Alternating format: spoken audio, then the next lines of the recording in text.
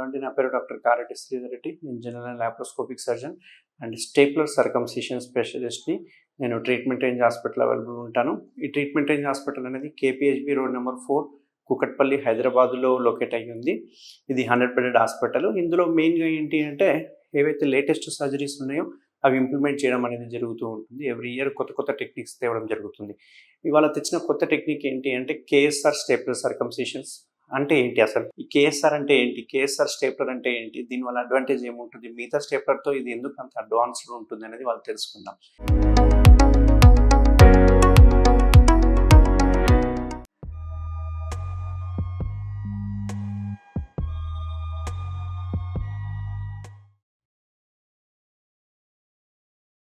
So ముఖ్యంగా main important ఏంటి అంటే చాలామంది పేషెంట్స్కి తెలియాల్సింది బెలనైటిస్ అంటే ఏంటి, బెలనోపాస్టైటిస్ అంటే ఏంటి. చాలామంది కన్ఫ్యూజన్ అవుతుంటారు. అండ్ బెలనైటిసా బెలనోపాస్టైటిసా నాకు ఏది వచ్చింది అనేది చాలామంది అడుగుతూ ఉంటారు. సో బెలనైటిస్కి బెలనోపాస్టైటిస్కి తేడాలు ఏంటి, దీనికి లేటెస్ట్ సర్జరీస్ ఏమున్నాయి ఆప్షన్స్ అని వాళ్ళకి తెలుసుకుందాం. అంగం చూసుకుంటే కనుక ఈ రకంగా ఉంటుంది. ఈ ముందరున్న హెడ్ భాగం ఏదైతే ఉందో ఈ హెడ్ భాగాన్ని మనం గ్లాన్స్ అంటాం. పైన చర్మం ఫ్రీగా మూవ్ అవుతుంది, కింద చర్మం మాత్రం ఇక్కడ అటాచ్ అయి ఉంటుంది. ఈ అటాచ్మెంట్నే మనం ఫ్రెన్యులం అంటాం. ఇది నార్మల్గా అంగం యొక్క పిక్చర్. సో దీనిలో చూసుకుంటే కనుక బెలనైటిస్ అంటే ఏంటి ఫస్ట్ మనం తెలుసుకుందాల్సింది. బెలనైటిస్ అంటే ఏంటి అంటే ఎప్పుడైతే మగవారికి డయాబెటీస్ అటాక్ అయ్యిందో, డయాబెటీస్ అటాక్ అయినప్పుడు ఏమవుతుందంటే మనం మూత్రం పోసినప్పుడల్లా మూత్రంలో ఉన్న షుగర్స్ ఏవైతే ఉన్నాయో దీన్ని అతుక్కోవడం స్టార్ట్ అవుతుంది. దీన్ని అతుక్కొని ఇక్కడ ఒక రకమైన ఇన్ఫ్లమేషన్ స్టార్ట్ అవుతుంది. ఇన్ఫ్లమేషన్ స్టార్ట్ అవ్వడం వల్ల అక్కడ ఉన్న చర్మం ఏదైతే ఉందో ఎలాస్టిక్గా ఉంటుంది. మామూలుగా ఈ చర్మం అనేది ఫ్రీగా మూవ్ అవుతుంటుంది, అంగం ముందలకి వెనక్కి ఫ్రీగా మూవ్ అవుతుంటుంది. దాన్ని మనం నార్మల్ అంటాం. ఎప్పుడైతే ఫ్రీనెస్ ఏదైతే పోతుందో దాని ఎలాస్టిసిటీ ఏదైతే ఉందో ఈ అంగం యొక్క చర్మము ముందల ఈ షుగర్స్ అటాక్ కావడం వల్ల ఈ అంగం యొక్క ముందరున్న చర్మం యొక్క ఫ్రీనెస్ ఇలాస్టిసిటీ పోతుంది, మందంగా తయారవుతుంది, కలర్ చేంజ్ అవుతుంది, రెడ్డిష్ వైట్ కలర్లో చేంజ్ అవుతుంది. మీరు బాగా గమనిస్తే కనుక థిక్ అయిపోయి కలర్ చేంజ్ అయినట్టుగా కనిపిస్తుంటుంది. మీరు కొంచెం వెనక్కి ట్రై చేసింది అనుకోండి, అప్పుడు వెనక్కి ట్రై చేసినప్పుడు అక్కడక్కడ క్రాక్స్ రావడం చూస్తూ ఉంటాం, చిట్లిపోతూ ఉంటుంది, క్రాక్స్ ఫామ్ అవుతుంటాయి. అంతేకాకుండా ఈ క్రాక్స్ ఫామ్ అవడమే కాకుండా లోపల మనకు స్మెగ్మా అనేది తయారవుతూ ఉంటుంది. ఇది ఒక చర్మం అంటే చర్మం మీద మనకు చెమటలాగానో ఇక్కడ కూడా అలాగే చెమటలాగా వస్తుంటుంది. దీన్ని మనం స్మెగ్మా అంటాం. స్మెగ్మా ఇది మనం ఎప్పటికప్పుడు క్లీన్ చేసుకుంటూ ఉండాలి వెనక్కి అంటే. కానీ బెలనైటిస్ వచ్చిన వాళ్ళకి ఇప్పుడు చర్మం టైట్ అయిపోయింది, ఎలాస్టిసిటీ పోయింది, అంత రంగు మారిపోయింది, మనం వెనక్కి అంటే క్రాక్స్ వస్తున్నాయి. వీళ్ళు ఏం చేస్తారంటే వీళ్ళు వెనక్కి అనుకొని క్లీన్ చేసుకోవడానికి ఇబ్బంది పడుతుంటారు. అంతేకాకుండా డయాబెటీస్ వచ్చిన వాళ్ళకి స్మెగ్మా అనేది ఫార్మేషన్ కూడా ఎక్కువ అవుతూ ఉంటుంది. దీనివల్ల ఈ స్మెగ్మా అనేది ఇక్కడే ఉండిపోయి ఒక తెల్లటి ద్రవంలాగా తయారయ్యి ఒక చీములాగా, తెల్లటి పొడిలాగా, తెల్లటి నీళ్ళలాగా బయటికి రావడం జరుగుతూ ఉంటుంది.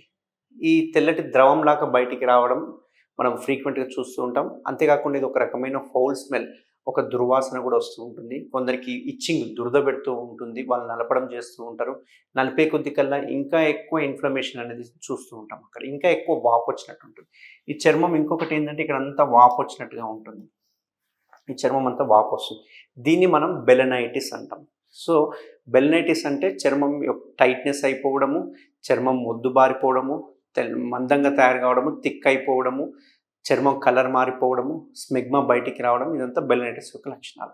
బెలనోపాస్టైటిస్లో ఏమవుతుంది అంటే ఈ లక్షణాలని మనం ఇలాగే వదిలేసేస్తే, ఇలాగే మనం కంటిన్యూస్గా ఆ ప్రాసెస్ని జరగనిస్తే, మనం ఎటువంటి ఇంటర్వెన్షన్ చేయకుండా వదిలేస్తే, ఎటువంటి ట్రీట్మెంట్ తీసుకోకపోతే ఈ చర్మం మెల్లగా వెళ్ళి ఈ కింద ఉన్న గ్లాండ్స్గా అతుక్కోవడం స్టార్ట్ చేస్తుంది. ఇట్లా అతుక్కోవడాన్ని మనం బెలనోపాస్టైటిస్ అంటాం. అంటే ఈ బెలనైటిస్ లక్షణాలు ఏవైతే చర్మానికి వచ్చిందో ఆ చర్మం నుంచి గ్లాండ్స్కి పాకడం జరుగుతుంది. ఆ గ్లాండ్స్ కూడా మెల్లగా అతుక్కోవడం స్టార్ట్ అవుతుంది ఆ చర్మం. అట్లాగా గ్లాండ్స్ కూడా ఇన్వాల్వ్ అయితే కనుక దాన్ని బెలనోపాస్టైటిస్ అంటాం అన్నమాట. సో ఈ రెండు కండిషన్స్ ఏవైతే ఉన్నాయో, బెలనైటిస్ కావచ్చు, బెలనోపాస్టైటిస్ కావచ్చు, ఈ రెండు కండిషన్స్ 95% షుగర్ పేషెంట్స్లోనే వస్తాయి. ఒక 5% మాత్రం వేరే డిజీజ్లో వచ్చే అవకాశాలు ఉంటాయి. సోరియాసిస్ అనే డిజీజ్, ఇట్లాంటి దానిలో చర్మ వ్యాధులకు సంబంధించిన డిజీజ్లో చూస్తూ ఉంటాం అన్నట్టు. సో ఎవరికైనా పేషెంట్ కనుక నేను చెప్పిన ఈ లక్షణాలు ఉన్నాయంటే దగ్గరలో ఉన్న సెంటర్కి వెళ్ళి మీరు ఫస్ట్ షుగర్ పరీక్ష చేయించుకోండి. మీకు గనక షుగర్ ఉంది అంటే కనుక 100% అది బెలనైటిస్ ఆర్ బెలనోపాస్టైటిస్గా మనం నిర్ధారణ చేసుకోవాలి. దీనికి ఎటువంటి ఆప్షన్స్ ఉన్నాయి, మెడికల్ ఆప్షన్స్ ఏమున్నాయి. సో మనము మెడికల్ ఆప్షన్స్ ఏమున్నాయంటే చిన్న చిన్న క్రీమ్స్ వాడడము, కొన్ని యాంటీబయాటిక్స్ వాడడము, పెయిన్ కిల్లర్స్ వాడడం వల్ల కొంచెం కంట్రోల్కి అవుతుంది, తగ్గినట్టు అనిపిస్తుంది. మళ్ళీ మళ్ళీ వస్తుంది, ఎందుకంటే మనం మూత్రం పోస్తుంటాం కాబట్టి మూత్రంలో షుగర్స్ మళ్ళీ అటాక్ కావడము, తగ్గడం రావడం, ఈ రకంగా సెల్ఫ్ లిమిటింగ్ డిజీజ్ అంటాం దీన్ని. అదంతకదే మనం ఏం ట్రీట్మెంట్ తీసుకున్నా తీసుకోకపోయినా అదంతకదే ఇన్ఫ్లమేషన్ తగ్గుతుంది, మంచిగా అయిపోతుంది, మళ్ళీ స్టార్ట్ అవుతుంది అన్నట్టు. సో ఇది రికరెంట్గా వస్తూ ఉంటుంది అన్నట్టు, తగ్గుతుంది వస్తూ ఉంటుంది. తగ్గి వచ్చినప్పుడల్లా ఆ చర్మం యొక్క క్వాలిటీ పోతూ ఉంది అండ్ చర్మం క్రాక్స్ ఫామ్ కావడం వల్ల మెల్లగా హీలింగ్ అనేది దగ్గరికి అయిపోతూ ఉంటుంది. అంటే చర్మం అనేది మెల్లమెల్లగా దగ్గరికి అయిపోతూ ఉంటుంది. ఈ చర్మం దగ్గరికి అయిపోవడాన్ని మనం ఫైమోసిస్గా భావిస్తాం. అంటే చర్మం వెనక్కి పోదన్నట్టు, అది చర్మం టైట్ అయిపోతుంది అన్నట్టు. సో ఇట్లాంటి లక్షణాలు ఉంటే దాన్ని బెలనైటిస్ అంటాం. మీకు షుగర్ వచ్చినట్టే. సో షుగర్ పరీక్ష చేయించుకుంటే కనుక మనం షుగర్ కూడా నిర్ధారణ చేసుకోవచ్చు. దీనికి మందులతో ఎటువంటి పరిస్థితుల్లో తగ్గదు, ఎందుకంటే మనకి ఇది రికరెంట్గా వస్తుంది కాబట్టి. సో సర్జికల్ ఆప్షన్స్ ఏమున్నాయంటే చాలామంది కోత మెథడ్ చేస్తూ ఉంటారు, లేజర్ మెథడ్ చేస్తుంటారు. బట్ మన ట్రీట్మెంట్ రేంజ్ హాస్పిటల్లో చేసే మెథడ్ ఏంటి అంటే కేఎస్ఆర్ స్టేప్లర్ సర్కంసిషన్ సర్జరీ. ఇందులో కేఎస్ఆర్ అనే ఒక ప్రోడక్ట్ ఉంటుంది, దాని ఒక స్టేప్లర్ అన్నట్టు, అది డిస్పోజబుల్ స్టేప్లర్. అది ఒక పేషెంట్కి వాడి పడేస్తూ ఉంటాం. సో క్రాస్ ఇన్ఫెక్షన్స్ అనేవి ఉండవు, మళ్ళీ ఇంకో పేషెంట్కి వాడడం కాబట్టి క్రాస్ ఇన్ఫెక్షన్స్ అనేవి నిల్లు. సో దీనిలో సైజులు ఉంటాయి, అందులో 12 నుంచి స్టార్ట్ అయ్యి 36 వరకు డిఫరెంట్ పెనిస్ సైజుని బట్టి మనము స్టేప్లర్ని చూస్ చేసుకోవడం జరుగుతుంది. ఈ స్టేప్లర్ మెథడ్ అనేది ఏదైతే ఉందో 5 minutes surgery, only 5 minutes surgery. మనం మత్తు కూడా ఓన్లీ పెనిల్ బ్లాక్ అంటున్నాం. అంటే పెనిల్ బ్లాక్ అంటే ఇక్కడే ఇస్తాం, పెనిస్కి చుట్టూ ఇస్తాం అన్నట్టు. దీనివల్ల ఏంటంటే పేషెంట్కి ఎటువంటి పెయిన్ ఉండదు, 5 మినిట్స్లో సర్జరీ అయిపోతుంది. అండ్ వితిన్ హాఫ్ అన్ అవర్లో సేమ్ పేషెంట్ని ఎలా అయితే వచ్చారో ప్యాంట్ నిక్కర్ యథావిధిగా వేసుకోవచ్చు. సర్జరీ అయిపోయిన తర్వాత ఎటువంటి లుంగి కట్టుకోవాల్సిన పని లేదు. చాలామంది లుంగి తెచ్చుకోవాలని అడుగుతూ ఉంటారు, ఎటువంటి లుంగి కట్టాల్సిన పని లేదు. ఖచ్చితంగా ఇన్నర్ వేర్ వేసుకొని వెళ్ళాలి, ఎందుకంటే ఇన్నర్ వేర్ వేసుకోవడం వల్ల అది మూమెంట్ ఉండదు, రెండవది టచ్ అవుతూ ఉండడం వల్ల దాని సెన్సిటివిటీ అనేది పోతుంది. సో ఖచ్చితంగా ఇన్నర్ వేర్ వేసుకోవాలి. So just 5 minutes surgery half an అవర్లో పంపించడం జరుగుతుంది. తీసుకోవాల్సిన జాగ్రత్తలు చూసుకుంటే కనుక ఎటువంటి పరిస్థితుల్లో అంగస్తంభన కాకుండా చూసుకోవాలి ఒక 10-12 రోజుల వరకు. అండ్ ఎటువంటి పరిస్థితుల్లో ఇంటర్ కోర్స్ చేయకూడదు, కలవకూడదు ఒక 1 మంత్ వరకు. అండ్ ఎంత ప్రాపర్ క్లీనింగ్ చేసుకుంటే అంత బెటర్ ఉంటుంది.